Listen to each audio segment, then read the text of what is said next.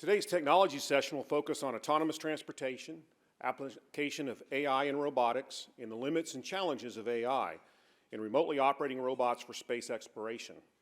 We'll hear from 3 speakers and then hear from the 2024 Edith and O'Donnell Award in Technology Innovation recipient. Our first speaker is Chris Urmson. He's the Chief Executive Officer and co-founder of Aurora. As a reminder, full bios for all of our speakers are available on the TAMEST website. We'll have some time for Q&A after Chris's presentation. Please join me in welcoming Dr. Urmson.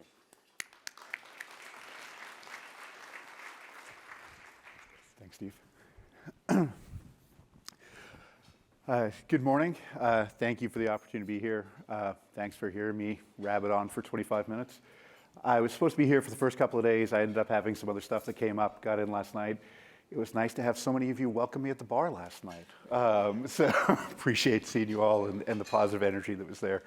I don't know if you have tried the nachos, but they bring a team. There was a lot of them. So as Steve said, my name is Chris Urmson. I'm one of the co-founders and the CEO of Aurora. We're a company working on automated driving. I've had the privilege of working in this space for about the last 20 years, and the brief I was given was kind of tell the story of automated driving over that time. So with that, we'll get started. So for me, the journey started in the Atacama Desert down in Chile, where I was working with a team on a robot for NASA. This was the robot's called Hyperion, and it was there to look for signs of life in one of the most desolate places on the planet Earth. And it moved about this fast, which is 15 to 30 centimeters a second. And when it was actually moving, because it had a team of 6 Ph.D. students to help keep it going in between those brief moments of speed. My Ph.D. advisor came down and said, hey, there's this thing happening. It's the DARPA Grand Challenge, and we're going to make a robot that can drive from Los Angeles to Las Vegas at 50 miles an hour. And I said, that sounds awesome. Let's go do that.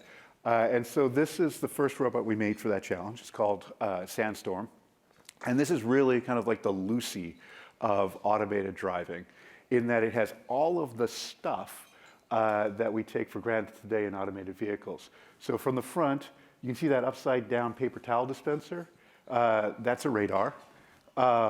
Behind that, the 2 coffee makers are LiDAR. The thing up in front of the giant fin, in front of the teddy bear, is a camera. The big white box that says Caterpillar Intel on it is the main computer, and we used high-definition digital maps. And this thing drove most of the time across the desert, somewhere between 30 and 50 miles an hour. We took it out to Northern California to test it. This is what I learned, that this is an industry where you don't move fast and break things. This is the first time I was on the History Channel, and they had video of me. We'll watch this little video. So you don't have to do it yourself. This is what rolling experimental robot looks like at speed. They got video of me using choice language describing the triage of our equipment post-event. Anyway, we got this thing put back together. We entered it in the competition. We launched this morning. It was amazing. It got out 7 miles of the 123-mile course and then got stuck up on a berm, literally burning the tires off because I didn't realize it was stuck there and the tires were rubbing on the road, and it melted them, plumes of smoke. Felt like a total disaster for someone who'd spent the last 18 months, avoided kind of the first year of their child's life doing this work. And yet the Defense Department was thrilled, because in those 7 miles, if you took kind of the product and the product of the speed and the distance, we had gone an order of magnitude better than anything had done in the research community at the time. And so that was really exciting. So they said, come back a year later. And we did. This time we brought back 2 vehicles, because we learned what happens if you only have 1. And that year, 5 or 6 vehicles actually finished it. 2 of them were ours. The Defense Department said, that's cool. You can now drive across a desert, not hit too many things, but for this to actually be useful, we needed to actually drive on the road and stay on its side of the road. And so they created the DARPA Urban Challenge. And this was the team I had the privilege of being the technical director for at Carnegie Mellon. Here we worked with, obviously, Continental, General Motors, a bunch of other great companies, including Caterpillar. And we built BOSS. And BOSS, again, uses that combination of high-definition mapping, cameras, LiDAR, radar, to see the world and move through it safely. We had to drive 60 miles around a retired airbase. They had stunt drivers from the movie industry come out and drive cars on the road around it to try to create traffic. It's kind of an amazing day. One, at Carnegie Mellon, we won. The other fun part about this day is that we had MIT and Cornell crash into each other. And so as a Carnegie Mellon person, this felt good. But it was a hell of a trip. And so at the end of this, the Defense Department said, you know what? This was DARPA at least. Many of you have worked with them. They said, problem solved. At this point, industry will take it from here and industrialize it. And so a lot of the energy that had been happening in academia around this kind of dissipated at that moment. I had the privilege to go work with Caterpillar, where with a team, we helped them automate house-sized dump trucks moving at 40 miles an hour. And so that was a pretty cool interlude and fun. And you can buy that apparently as a product if you happen to own an open pit mine somewhere around the world. And then Google called me. And this was 2009 Google. So this was before Chrome. This was before Android was a product. And they said, hey, we have a secret project. Larry would really like to make self-driving cars. And I'm like, you know, bullshit, right? And so went out there, met with them, and really Larry and Sergey had built this amazing company with Google, and they had an incredible wealth of engineering talent. And they said, what's an important problem to go solve for the world? And transportation, improving the quality and safety of transportation was one that they picked up. And so they gave me the opportunity to come out and build a team and lead that. And I had the privilege of doing that for about 7.5 years.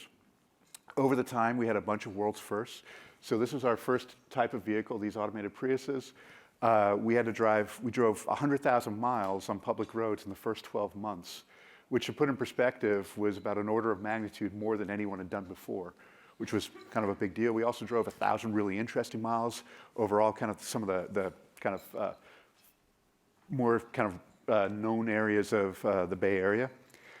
We had a bunch of positive, exciting, fun times. And first, we also were the first time an automated vehicle got pulled over by the police. So this was our Firefly vehicles. And they were 25-mile-per-hour vehicles. And we built them to kind of show what it would look like to have a vehicle with no steering wheel in it. And this guy was trundling along the road at 25 miles an hour. And the police officer pulled him over. And the notional reason why he pulled them over was because it was blocking traffic. And of course, we have the data. And we looked at it. And we were not blocking traffic, right? There wasn't like a lineup of cars behind it. It turns out that he was just curious, right? That this weird-looking thing's trundling along the road 25 miles an hour. What the hell's that? And so this is one of the great big lessons for me over time was it's critically important that we bring stakeholders along, right? That we failed as a company to engage with local police, help them understand what we were up to, why we were doing it, and to help them, you know, educate their team. So like all good things, eventually comes to an end. In 2016, I decided that it's time for me to leave the company and figure out what to go do next. I spent 6 months meeting all kinds of companies and exploring opportunities, and ultimately settled on building a new company with some folks I'd known for a while. The three of us who founded the company, I'd been doing this for a while. Sterling Anderson was an MIT grad. We tried not to hold that against him. But he was the guy at Tesla who launched Model X and launched the first version of Autopilot. Drew Bagnell was a colleague of mine from Carnegie Mellon. We went to grad school together. He was a smart one. I think I took 7 years, and he started a year after me and graduated 2 years before me. He's one of the robotics folks, AI and robotics folks before that was cool and sexy. And so we got together, we started a company with the mission to deliver the benefits of self-driving technology safely, quickly, and broadly. And that mission is really important to us, and it kind of guides what we do every day. And importantly, those adverbs, safely, quickly, and broadly, are in that order for a reason. We have to put safety first. The benefits of this technology, one of the core benefits of the technology, is improving the safety on our road, but it's also foundational to building a business. If we're going to be out running these robots on the road, people are going to be trusting us with their lives, and we have to have the integrity, we have to have the safety built in so that we're worthy of that trust. Quickly, self-explanatory, right? We think this is important, we think it's meaningful to the world. It's better it's here today than tomorrow, but don't put quickly at the expense of safely. And then finally, broadly, that we see this as a technology that isn't just for some rich kids in Beverly Hills ordering ice cream so they don't have to go out and get it. It should help lift the boats for everyone, right? That we can help society broadly have better access to transportation. We can improve the safety on our roads. We can help move goods through the world more efficiently. For us, the first application we're going after, perhaps obviously given the background here, is in trucking. And in this space, we see an incredible opportunity, both as a business and to help the world. Right? Driving a truck is critically important to our society. If you look around this room, there's literally nothing in this room that didn't get moved on a truck at some point. Right? It is just fundamental to our way of living. At the same time, if you drive a truck, you are 10 times more likely to die on the job than the average American. Right? That is profoundly challenging. You spend nights and weekends away from home and you miss your daughter's soccer game, you miss your son's recital, you miss all of those things that you'd want to be part of in your life, and you have a shortened life expectancy. So while this is a noble job, an essential job, there's perhaps a way to do it better. Because it's such a tough job and because we don't compensate well enough, there's a massive shortage. The American Trucking Institute estimates that we're going to have to hire 1.2 million drivers over the next 10 years to fill the needs of trucking in the US. We don't believe there's a way to do that. So when we look at this from a societal point of view, the opportunity to fill that need is critically important. We also see the benefits from this, right? That 500,000 vehicle accidents every year are with trucks. We should be able to drive that towards zero. There are places, if you are a small farmer today, your produce can only reach so far because you can only afford to have it shipped so far and still make enough money to live. With automation, we expect you'll be able to double or perhaps even triple the range that you can move those goods and the reach that you have as a farmer so you can be more competitive in market. And then as a business, we look at the core metrics for customers. The customers for us are the carriers, the folks who actually drive the trucks. Today, because of safety limitations, human operators are only able to drive trucks 11 hours a day. So you spend all this money to buy this really expensive truck, and it has to sit fallow more than half the time. We should be able to double the utilization of that asset for them, and that will be a core measure to drive their business while making it less expensive for them to operate it as well. Now, this sounds great, and the good news is it's happening, right? So highway driving is hard. Turns out a lot of people kind of talk about the fact that, well, highway driving is this easier problem than urban driving. It's just differently hard. In an urban environment, if you don't like something, you kind of stop, and that's mostly okay. If you're moving at 75 miles an hour down the freeway and you just throw the anchors out and stop, that actually creates all kinds of problems. You can't just do that. We have to find safe harbors. We have to get off the road. We also have to see much farther because of the kinetic energy involved, because of the need to respond naturally around other actors on the road. So we're on the road today doing this. This is an example of one of the places we drive, I-45 between Dallas and Houston. To give you an idea of how real it is, we've pulled over 3,000 loads. We've done about 1 million miles of driving, and we're on time, which is one of those kind of, if you're going to build a product, it actually has to be useful for the customer. So it's not okay if we have to have those 6 Ph.D. students sitting around the truck every morning hoping it gets on the road. Now, a lot of people think about the software, and of course, that's a critically important part of what we do. I only have a few minutes, so I'm going to spend a couple of minutes talking a little bit about some of our hardware. So this is one of our trucks. We have a marketing team, so we have cool video. But you can see we use a combination of LiDAR, which are these coffee machine-looking things, or coffee can-looking things, radar, cameras, and that thing there is our proprietary First Light LiDAR. So most LiDAR you're familiar with operates like this. You basically send a very bright pulse of light at a non-visible spectrum, or part of the spectrum, out in the world. It hits something, bounces back, and because the speed of light is constant, you measure how much time it took before you saw something bright come back. And then you get a distance from that by symbol division. Multiplication. One or the other. It's an MIT thing. Those guys are, I don't know, man. At Carnegie Mellon, they don't teach us that stuff. They just tell us to put stuff together and hope it works. So, are you an MIT grad?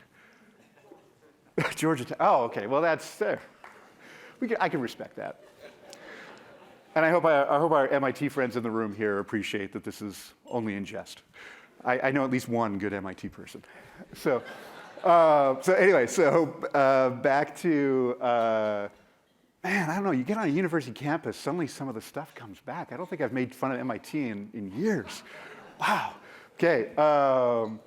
So First Light's a little different than pulsed LiDAR. First Light, the way it works is we send out a waveform into the world. It goes out, bounces back, and then we actually interfere the outbound waveform with the inbound waveform. And that process is called Cepheid, and we're effectively looking for the phase difference between the outbound and the inbound waveform that tells us how far away things are.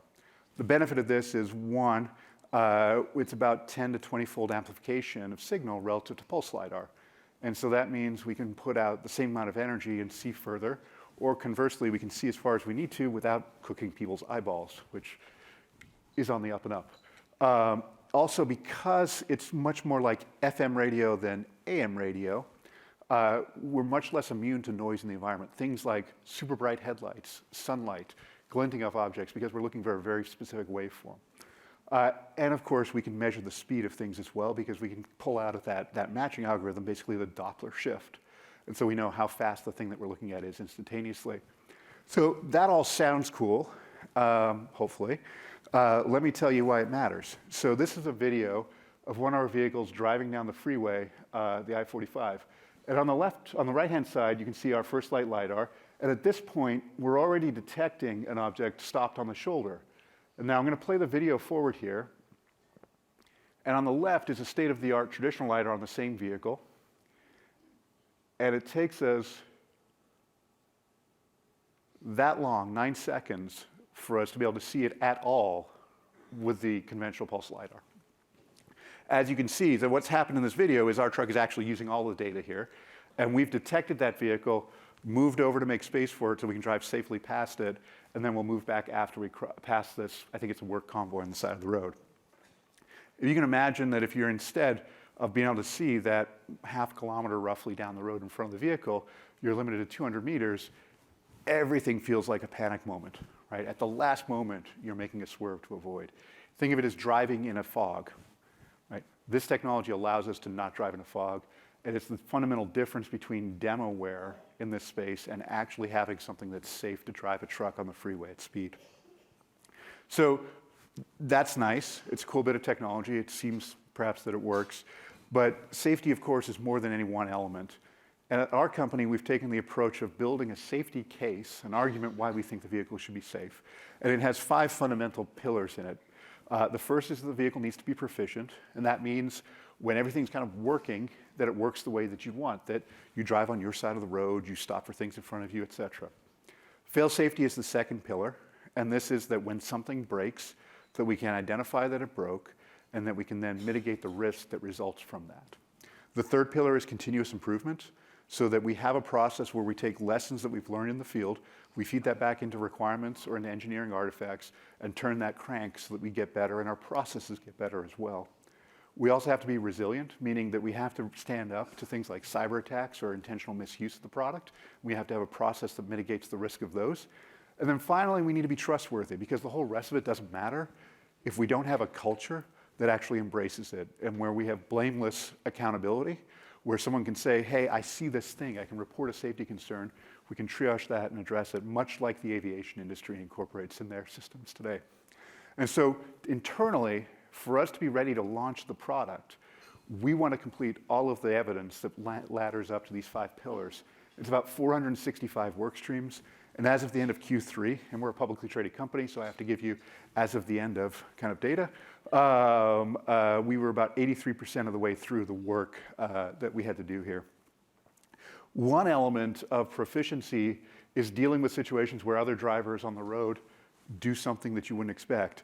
And the way we can test that is not just put a bunch of trucks on the road and hope we bump into things, or in this case, more things bump into us, but actually build simulations that are sensor realistic and have the right kinodynamics so that we can actually understand how our truck would behave. And so this is a limited look into one of our simulation technologies where we've taken a basic scenario that we see on the road periodically, a side swipe, and then we can generate different types of actors.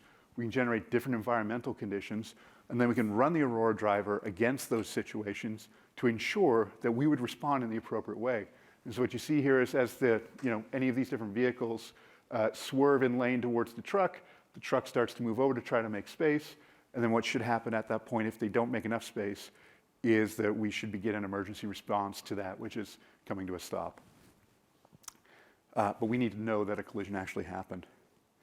So we have an argument as to why ultimately we think we will be safe. We're most of the way through doing that work. We've been building a lot of time, tens of thousands of tests like this and in other complicated scenarios to convince ourselves that the vehicle will actually behave in the way we would hope it would on the road. How does that translate? Well, we took a look at all of the fatal accidents that happened on I-45 between 2018 and 2022 and asked the question, what would happen if the Aurora driver was driving? It turns out there was 30 accidents that involved a truck, 32 accidents that involved a truck. 29 of them were situations where the Aurora driver could potentially have been driving. About half of them were situations where the light vehicle would be considered kind of the initiator of the collision, and about half of the events where the heavy truck was. And because the Aurora driver can drive both, we simulated both, so that full set of 29. And the exciting news is, across that whole set of collisions, not one of them would have occurred if the Aurora driver had been driving the truck. Right? That's exciting. Now, because what does that mean? So take an example, one that sticks with me, having read all the police reports related to these actual accidents. 2 vehicles are on the freeway. They have a minor fender bender. They get out. They pull the vehicles towards the side of the road, but they're still in the lane. They get out. They stand on the shoulder to, exchange information or whatever they're doing. A truck comes along, doesn't see them, I guess, until late, makes a late emergency maneuver, swerves into the shoulder, and drives through the people. Right? Terrible. Awful stuff. And in contrast, what happens when we run the simulation is the Aurora driver sees the vehicles in the road at about 500 meters out, makes a lane change to the left, slows down, and drives past. And everybody gets home and sees their kids that day. Right? So it's profound when you start to think about it. And it's not because the Aurora driver can react like Mario Andretti and swerve around things. It's the simple, basic behavior of paying attention down the road, seeing around the vehicle 360 degrees, and doing that every moment, all the time. Right? It's just profoundly powerful. This is an example that we did that was beyond this. So in this case, what's happened is the vehicle that's pointing down the freeway was actually on the other side of the divided freeway, crossed the median at 70 miles an hour or so, came trucking down the road over here, collided with a vehicle in front of the truck, and then the truck that was in the scene hit the light vehicles in the road and made what was already a bad situation worse. In this case, as you can see what happens, the 2 vehicles collide. We're not driving either of those. The Aurora driver in the truck here is able to stop short, right? And so this is not one of those 29 scenarios. We took those scenarios and asked, okay, what if we were one of the other actors involved with them? And here again, we're avoiding the event that occurred. We're really excited to be in Texas. As I mentioned, we're pulling loads. We talked about the roughly 1 million miles we've driven pulling loads for customers. We work with some of the world's best carriers, FedEx, Werner, Hirschbach, Schneider, Uber Freight as a broker. And we do that on I-45 down between Dallas and Houston, and we do it on I-10 and I-20 between Fort Worth and El Paso. And if you're on those roads, you'll see our trucks there basically every day. We pull somewhere in the neighborhood of 100 loads a week for customers on those routes. We're really excited to be in Texas.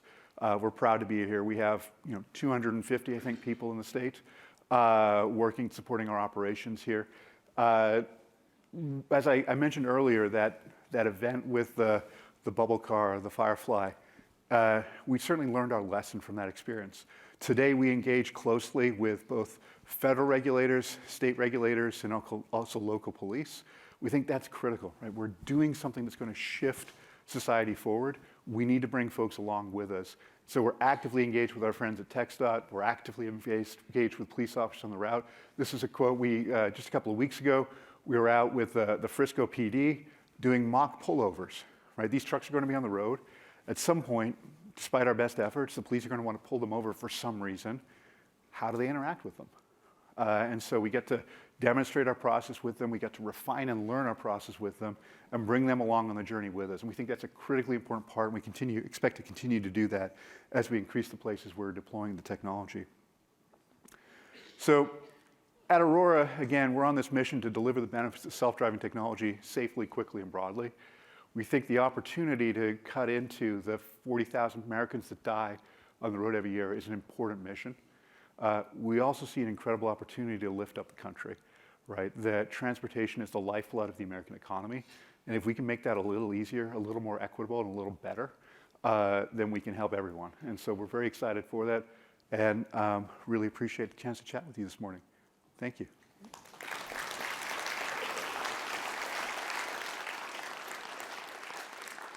And I apologize to my colleagues from MIT.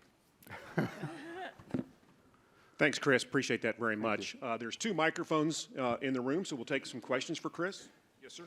Hello, yes, my name is Sidney Chokran from Southwest Research Institute. A very nice talk, thank you. Thank you. I wonder if there is any single breakthrough in technology that you can think of that will make, let's say, a definitive jump in your work, like you could say, okay, if we do this, then we will be able to drive without a driver and everything. So, thank you. Yeah, so at this point, no, right? At this point, we are in the final stretches. And by the end of this year, we expect to be at a point where we're operating trucks on the road with nobody in them, right? And along the path, there's been a bunch of them, right? When we started the company, FMCW LiDAR with frequency modulated continuous wave LiDAR, our first light LiDAR, was a technology I didn't think could work in LiDAR. And we've ultimately invented that, and that's allowed us to see further and sufficiently far that we need to. The advances that have happened in computation, the fact that the cell phone has improved the quality and dynamic range of cameras has been profoundly important over the last 20 years. So a lot of the advances that have happened in convolutional neural networks have really helped in the processing on board. But right now, we just got to get some stuff done. It's a relatively narrow engineering exercise at this point. Yes, ma'am. Hi, I'm Kim Worth from UT Southwestern. It was a beautiful talk. My question is about the shape. So I guess you have the truck look like every other truck that's on the road, and you probably have it look like there's a driver there. But I was just wondering, is that the most efficient shape? And is it, Yeah. because you make it like, oh, well, I can go sit in that, but do I really need to? Yeah. And so I think it's your G5, that you had about familiarity for everyone else. Yeah, trustworthy, yeah. Yeah, so I just was kind of curious. Yeah, I'd like to say it's that noble, but it's not, right? It's actually a very practical consideration. So it turns out that it's very expensive to design a new vehicle. And so we're at a point where, while our team has conviction this is going to happen, our OEM partners, we work with Volvo, Trucks, and Packard. They make about half the trucks sold in the U.S. market. They have a business to run. And so this is a thing they can make with limited investment rather than some new capitalist thing. There's also another practical consideration is that while we expect this to drive autonomously the vast majority of the time, at some point, it's going to break down. Or at some point, they're going to want to move it from one part of the yard to the other part of the yard. And at that moment, the practical consideration of being able to get a person in there to just turn the steering wheel is high. So I do think you're right that there's some element of familiarity that helps, but it's much more like this is how we could actually get it done efficiently and get something to market. Thank you so much. Yes, sir. Rusbe Jafari from MIT and Texas A&M. Please don't take that against me. I have 2 quick questions. One is related to anticipation. By the way, thank you so much for all your contribution. These are really hard engineering problems. But when it comes to the self-driving, anticipating what the other driver does is a really hard problem. Yeah. If you drive to South Congress, the cars are sort of parked in the back end. And when I activate my self-driving feature, my car goes nuts because it feels that all the cars are coming their way. You're driving a Tesla? Yes. Please be really careful with that stuff. That is, And then, that is poorly named as a product. So anticipation is the first question. Second one is when you have to create interesting accidents that are hard to create. And that's a common problem in medicine too. Yeah. How would you do it? What's the strategy? What's sort of the foundation of creating those? Two great questions, and I have limited time, so I'm going to. So with the first one around anticipation, so this is one of the innovations actually in our architecture. So we are using if any of you follow some of the large language model and generative model stuff, there's this concept of a transformer, which is a way to feed information between different elements in the network. We actually use that transformer model in our prediction. So we're actually looking at how our drivers interact with other actors on the road and learning, what to anticipate in those scenarios, and it actually is pretty important. The innovative part is that most people would describe the architecture as perception, prediction or anticipation, and then motion planning. And that misses the fact that the world reacts to what you do, right? And if you can think about it as if you're driving past a merge point and I hit the gas, then the vehicle in the merging lane kind of was like, okay, you're going in front of me, jackass, and then slows down and slots behind. Whereas if I hit the brakes, that vehicle will speed up and cut in front of me. So you have to couple our behavior with the anticipated behavior of the world around us. So that's that part. And then the second question was around how do we think about accidents? So this is a much longer answer, but basically we looked at NHTSA's taxonomy of collisions. So they have a way that basically vehicles get in accidents. And we went through each of the different classes, I think there's 40 some of them. And we said, okay, so rear end collision, let's create variations in distance, offsets, basically parameterize it. And then use our simulation tools to look across that space and convince ourselves, with an assumption that it's relatively continuous, that when we simulate across all of those accidents that we wouldn't ever see on the road, that we actually are able to respond appropriately. And appropriately doesn't necessarily mean avoid the accident. It means take the energy out of the system when you have to or avoid when you can. Thank you. And we got bonus time for one more question. Wonderful. Great. Hi, Chris. Peter Stone. I was at Carnegie Hi, Mellon Peter. a little before you and Drew. Yep. Now I'm faculty here at UT Austin and also had a car in the DARPA Urban Challenge that didn't do quite as well as yours.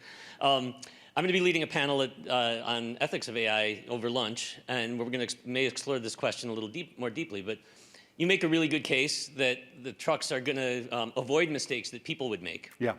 But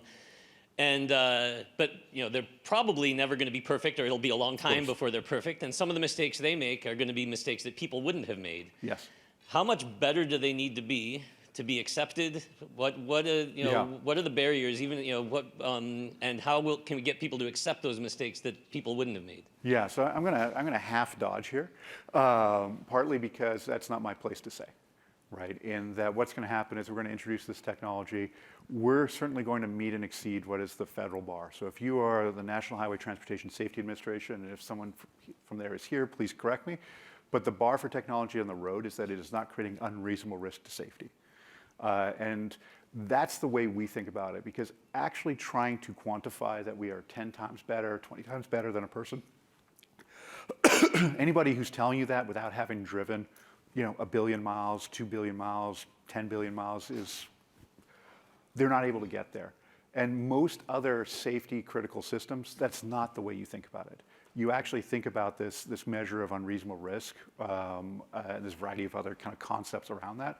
And so we're taking that approach, right? And that's part of what that safety case is. It's like, let's think of all the work we should be doing to convince ourselves this is reliable and safe. And So that's the legal perspective. What about the public acceptance perspective? So the public acceptance perspective is, we'll find out, right? And we're, of course, going to be putting it out there in a way that is sufficiently safe, that meets that bar.